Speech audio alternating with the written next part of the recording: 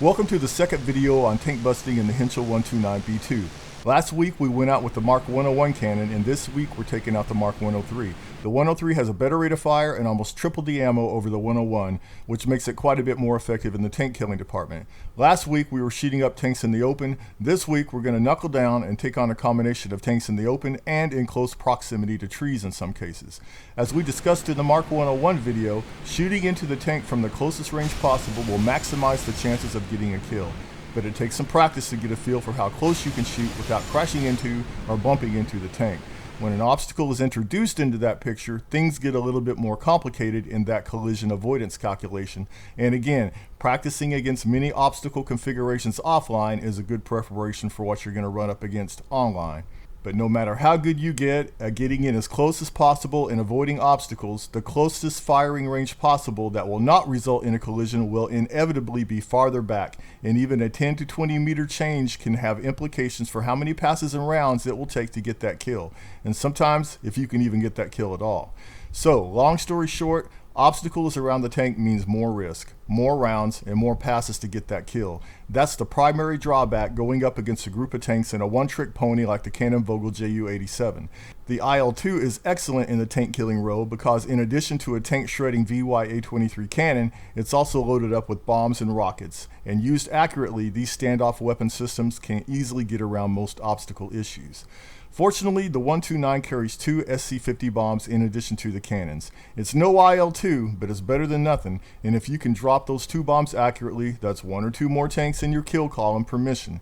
If you don't know where to start as far as schooling up on how to drop those bombs accurately, watch the demonstration missions in this video and last week's video because I smoked two T-34s with two SC-50s in both videos, and all four passes are shown from the cockpit, showing my sight pictures at bomb drop. So let's get into the demo mission with a quick review of technique basics. Engine ATA of 1.1, although that's not written in stone and you may find a setting that works better for you.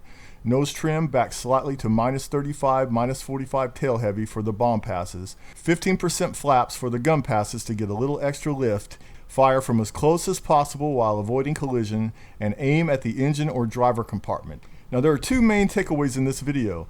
Number one, the margin of difficulty between taking out a BT-7 and T-70 with the Mark 101 or 103 versus the T-34 and KV-1 is extremely wide. There's just no comparison. And number two, taking on a T-34 or KV-1 with an obstacle present can double or triple the amount of time and ammunition required to get a kill. Just rolling into the target area. I made this a few days back, actually for my friend Fly a 747 for a separate project, but I hit this with a different aircraft once or twice. I know there's two T-70s on the right, but I'm not going to waste bombs on those. They're out in the open and easy to kill. Hit this T-34 in front of a tree. I got the pitch pulled back to -40. Left bomb right offset.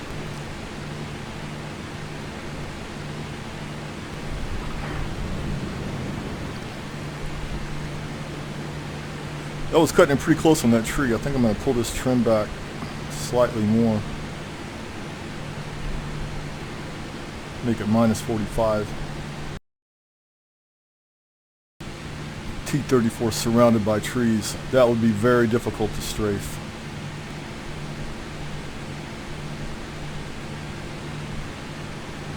Right bomb left offset.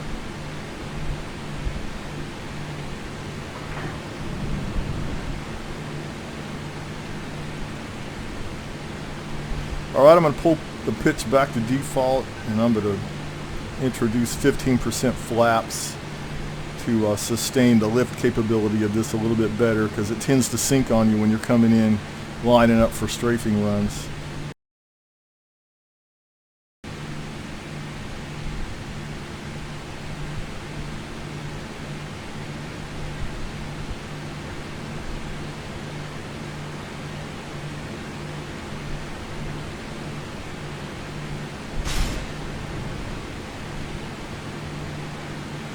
That was a little lower than I wanted, but probably will work.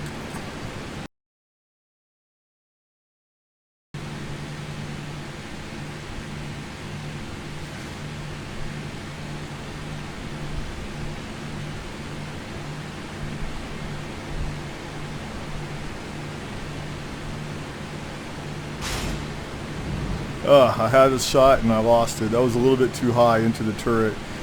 You know, the 15% flaps is great for staying aloft, but it does mess with your nose a little bit, and you have to slightly fight it to keep your nose down. And I lost that fight, obviously, on that last run.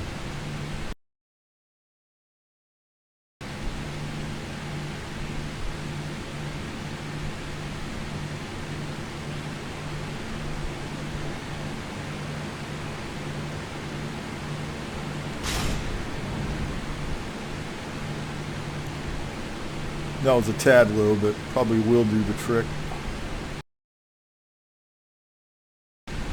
Going down the line here to see what's next. See a tank by a tree. Looks like a T-34.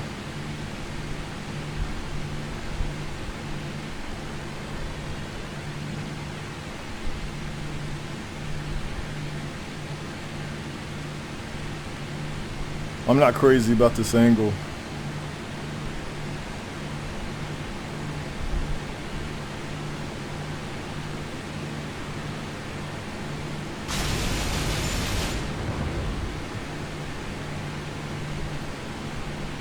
That's probably not a shot that I would take in multiplayer.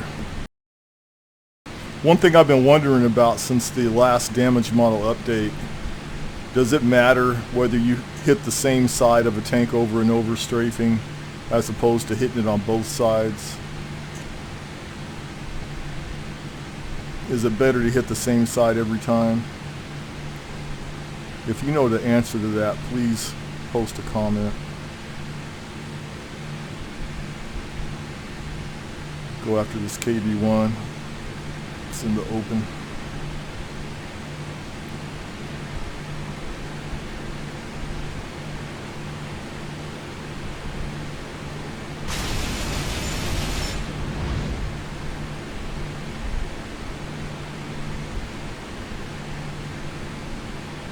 That might be a one-pass kill.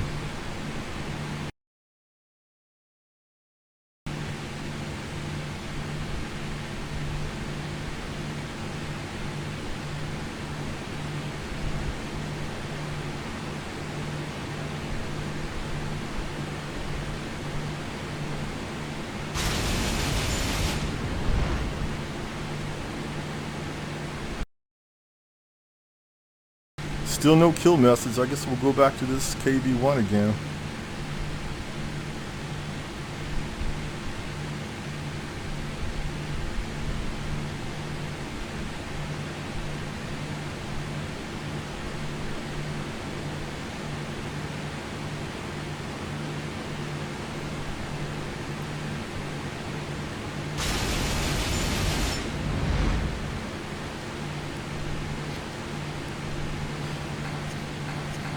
It was easier to kill that KV-1 and faster than it is to get this T-34 because of that tree. You know, just that little bit closer I can get with no obstacles makes a huge difference.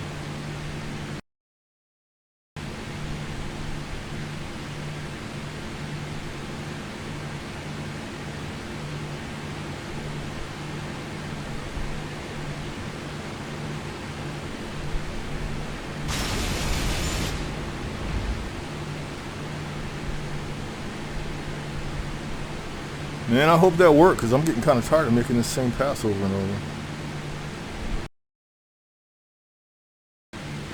I know there's another T-34 over there somewhere.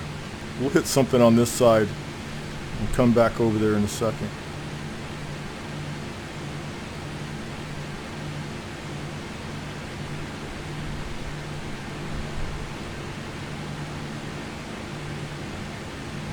Try to one-shot this B7.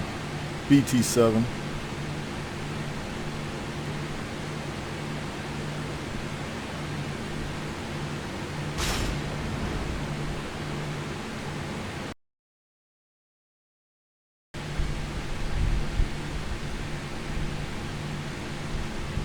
Oh, there it is.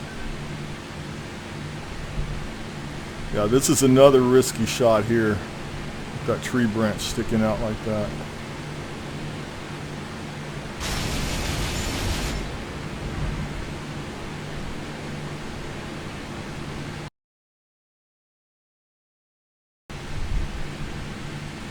Try to pop this other BT-7.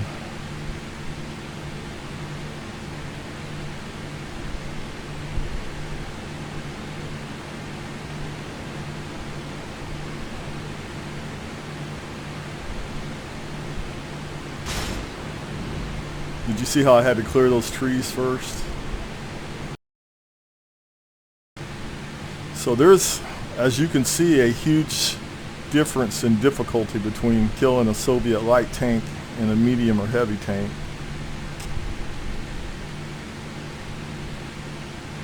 Pretty significant.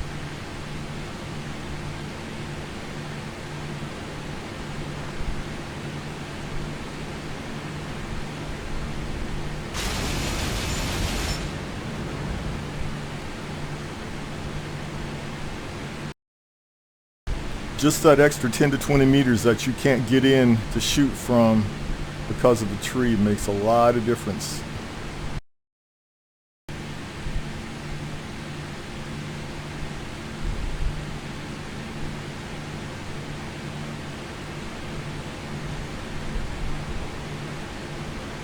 Hit this T-70.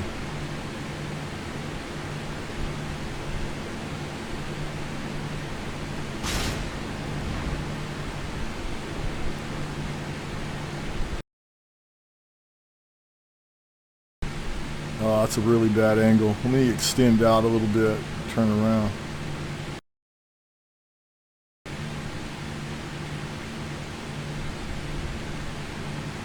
Yeah, that's a little better.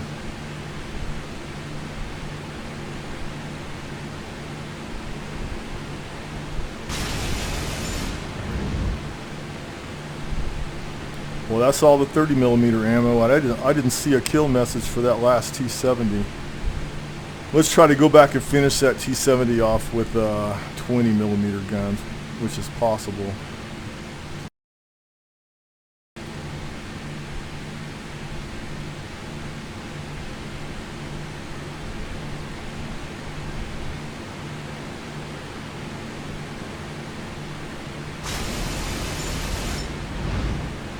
There it is. That thing must have been damaged in the 90-something percentile already. Let's try to get one more strafe and run on a light tank with just the 20s. You can take these out with the 20s.